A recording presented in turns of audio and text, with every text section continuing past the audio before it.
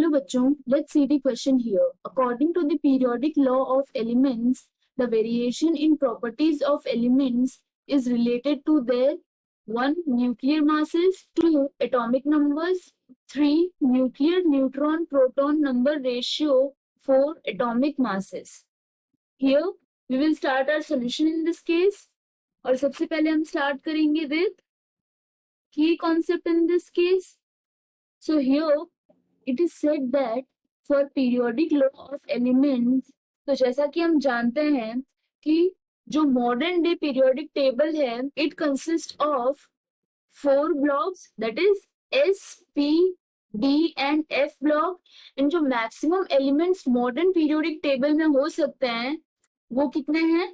Maximum elements in this case this is equal to 118, and जो modern day periodic table है it is based on increasing number of atomic number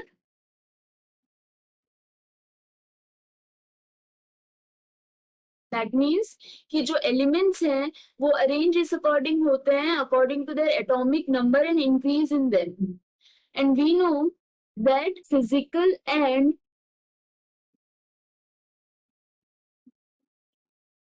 chemical properties of element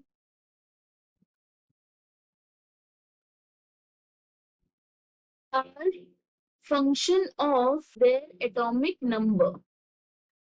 That means जो modern day periodic table है उसमें जो भी elements हैं उनकी physical and chemical properties किसके साथ रिजेंबल करेगी, किसके साथ नहीं रिजेंबल करेगी, या फिर उनमें वेरिएशन किस अकॉर्डिंग होगा, वो सारा का सारा फंक्शन किस पे डिपेंड करता है? वो डिपेंड करता है एटॉमिक नंबर पे.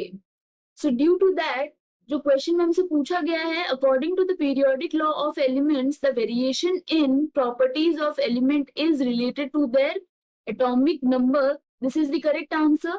यहाँ पे जो गिवन ऑप्शन है दैट इज 4 एटॉमिक मासेस, ये था according to Mendeleev periodic table, not according to the modern periodic table. This is the final answer. I hope you understood the explanation. All the best.